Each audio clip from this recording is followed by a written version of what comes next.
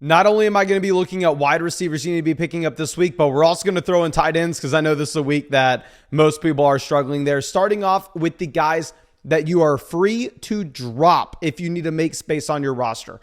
Marvin Mims, see you later. No role in this offense. Spreading it out. Garbage offense to begin with. Not worth the roster spot. Going over to our next guy, Alec Pierce. I am just including him. I know nobody's rostering him right now.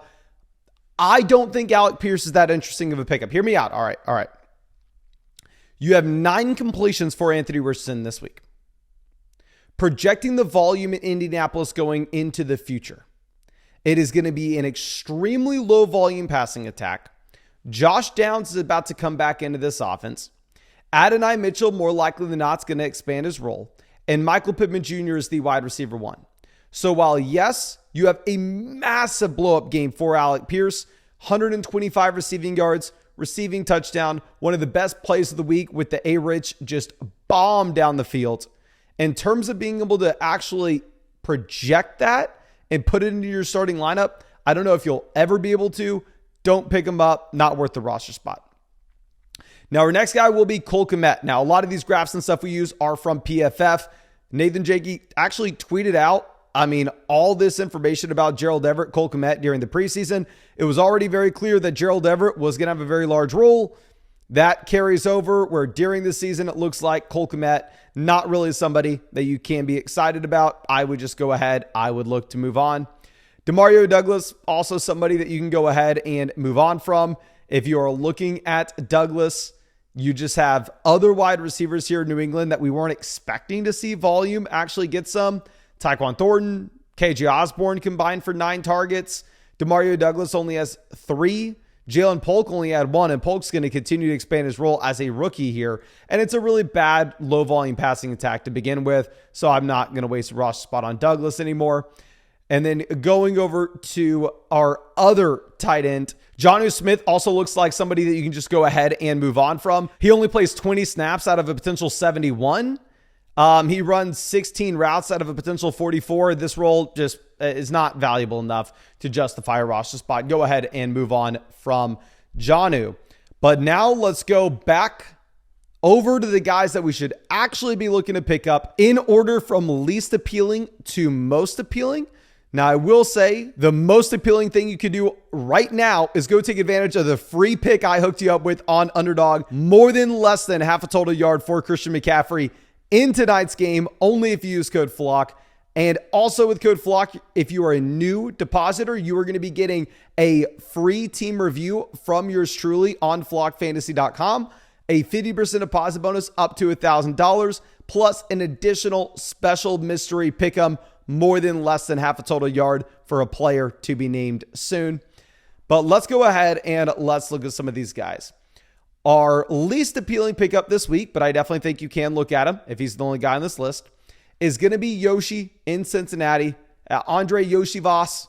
Hopefully I said that correctly. But anyway, Higgins, this hamstring injury very well could lead to week 2, could lead to week 3. What I really wanted to see is I wanted to see what the split was going to be between Yoshivas, we're just going to call him Yoshi, and some of the secondary wide receivers here. And he actually led this team in snaps. He led this team in routes run. You only had 1 route for Jermaine Burton this entire game. So it looks like, Jermaine Burton's going to have absolutely no role here whatsoever. So I would feel more confident starting him going into week 2 and a game where you have no T. Higgins than I would have in week 1. I think it will also be a better matchup for the Cincinnati Bengals in week 2. Obviously, this was an offense that was extremely disappointing with only 164 passing yards for Joe Burrow. But I do think that will improve dramatically going into the future. We know that you had Chase missing a ton of training camp. You had no Higgins this game. And at the same time, the Cincinnati Bengals under Zach Taylor have historically started a little slower. Now, going over to our next best pickup, we are going to be looking at Greg Dortch. Greg Dortch available in 12% of leagues. If you're looking at Dortch, why I think he's a little more appealing than what you're going to have with Yoshi is this is a wide receiver that potentially just has this role through the entire season, and you don't need a player to stay injured in his own offense. where you're going to look at him leading this team in both receptions and receiving yards this week. Had a ton of positive press coming out of training camp as well. This isn't the first time that you are hearing his name. Obviously, he's kind of stepping into the Rondale Moore role here, where you are expecting that Marvin Harrison Jr., Michael Wilson, these are kind of going to be the guys that are playing on the outside, where Greg Dortch is more so operating over the middle of the field. And there, he's just soaking up all the target volume. If you actually look at the routes run, Harrison ran 36 routes. Michael Wilson ran 35 in comparison to Greg Dortch at 26. And really, it's just clear these are their 3 wide receivers, 2 wide receiver sets. You're going to have Harrison and Wilson. 3 wide receiver sets. You'll have Harrison, Wilson, and Dortch. I'm not going to be playing Dortch in week 2 for sure, but I think he's worth the roster spot just to see what happens and if this target share maintains. Now, a pickup that's a little bit better than the first 2 guys, in my mind, will be Wan'Dale Robinson. Now, to be completely honest with you, I just simply believe that Wan'Dale Robinson is a very good football player. You go back, he flashed his rookie season after being a very strong prospect coming out of Kentucky, and at the same time, this is a wide receiver that looks like he's locked and loaded into the number 2 job here in New York.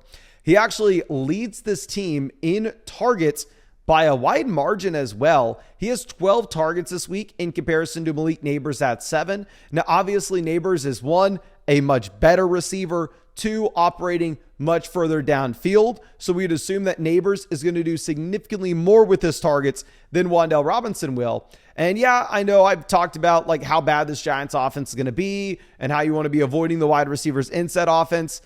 That was primarily when people were taking Malik Nabers at the 2-3 turn in underdog drafts. When you're getting a player off the waiver wire for free, such as Wan'Dale Robinson, at that price point, I'm completely fine with it. If you look at the underlying snap data, he's kind of in a similar situation to maybe what you have with like Greg Dortch in Arizona, where he looks like he's more so going to be playing in 3 wide receiver sets, where Malik Nabers and Darius Slayton did see more snaps, did see more routes run than him, but Wan'Dale operating closer to the line of scrimmage over the middle of the football field is going to be that check down and just safety blanket for Daniel Jones, who probably needs it. Now, a pickup I know we're going to get a ton of hate for on this video. Quentin Johnston rostered in 18% of leagues. Full transparency, on Underdog, Quentin Johnston had an ADP of wide receiver 80. I went through, I drafted a decent amount of Quentin Johnston. Okay, so I am selfishly really hoping the big Q comes through for us. And here it looks like this is a spot where Joshua Palmer maybe is not somebody that's just going to absolutely dominate the target share. Palmer does see 46 snaps in comparison to Ladd McConkey and Johnston, both at 38, but they're all right there neck and neck with their routes run. And if you look at the underlying target volume that you have, Quentin Johnston actually had 5 targets, which doesn't seem like a lot, but you go through and see the fact that Justin Herbert only had 26 pass attempts. So this was good for like a 24% team target share in Los Angeles. DJ Chark, I believe on Sunday morning, maybe it was Saturday, actually got placed on the IR. So Chark is going to be missing at least the next 4 weeks. I don't think Palmer is some great talent. Quentin Johnston is still extremely young. He was a round 1 NFL draft pick last year. Just getting a little bit of flash here, getting the 5 targets, the 3 receptions, the 38 receiving yards with a good quarterback. Obviously, what we're definitely going to need to see is we're going to see more passing volume, where Justin Herbert only had 144 passing yards this week. Now, these next few guys are actually a lot more exciting than the previous options. It's not like they're available in every single league, though, so that is going to be something to look out for. You have Rashid Shaheed rostered in 44% of leagues on Sleeper right now. Actually, in the Flock League, I know Danny dropped him.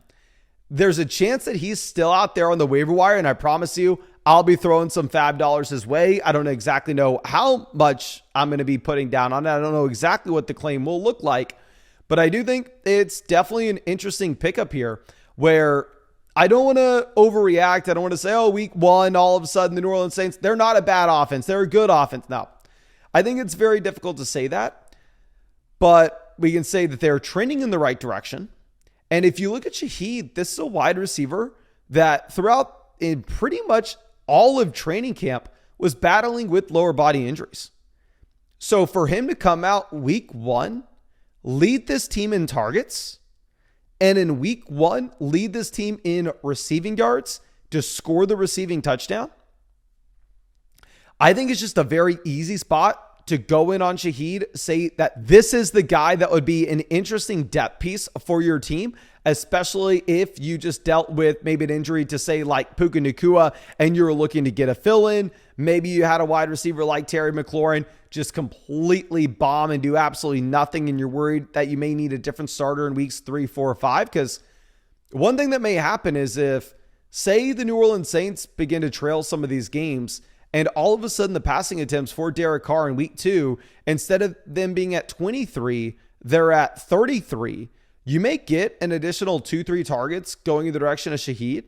So even if the long receiving touchdown's not there next week, if the volume comes up just overall, I think it could be a decent spot for him. Now, obviously, if Olave does take a significant step forward, it will be a much tougher spot. Olave did run more routes, but I mean, you only had 19 routes run for Shaheed because there were only so many dropbacks, and the man did lead the team in targets. Now, our next guy, definitely way more appealing than these previous options.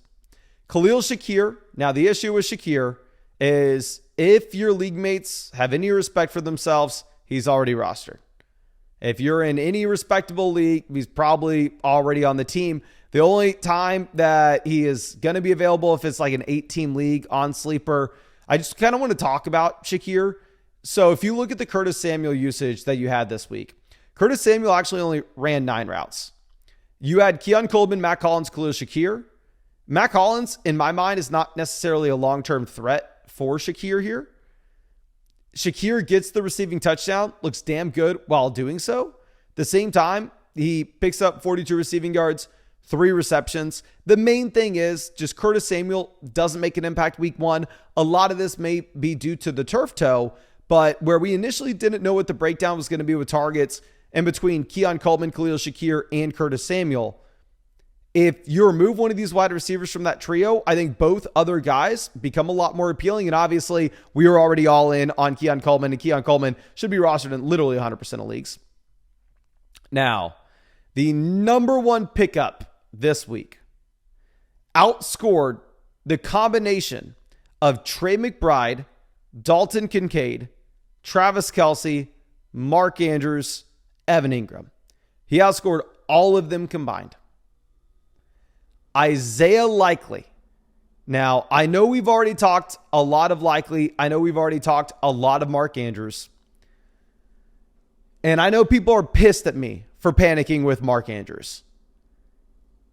But I will reiterate, if you are not nervous about Mark Andrews, if you don't think at this point Isaiah Likely has just a ridiculous amount of upside, I don't know what else you would have to see. Likely 12 targets in comparison to Andrews at 2. Likely ran 35 routes here in comparison to Andrews at 38. These are co-tight end ones in this offense. I moved up Isaiah Likely to the tight end 12 in my rest of season rankings.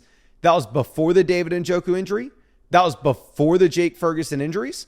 So now you actually may have Isaiah Likely wiggling his way up a little bit higher than that as well.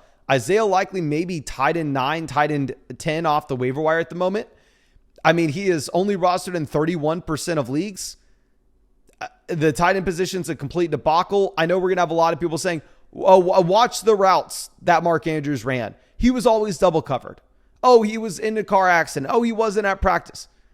I know that there are excuses for why Likely just absolutely dominated and Andrews didn't do anything, but you were also 1 inch away from getting an additional 8 points on this Isaiah Likely output.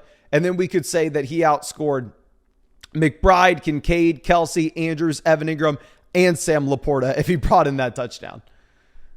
But I think that's all I have for you in this video. I really hope that I was able to help you out in some way. And of course, we already dropped our running back waiver wire video. There are definitely more interesting running back pickups this week, so I'd go and check that out if you haven't already. But yeah, I really hope I get to hang out with you in the live stream after the game tonight. And if you wanted to take that Christian McCaffrey free pick for tonight's game, you can find that link in the description, comment section. Code FLOCK will get you a 50% deposit bonus up to $1,000 on Underdog Fantasy. Plus, it'll get you a free roster review on flockfantasy.com from yours truly. Plus, it will get you an additional mystery special pick'em more than less than half a total yard. But thank you again. I really do appreciate you, ladies and gentlemen. I really hope you have a great day. And Really hope I get to see you out in the stream after the game tonight.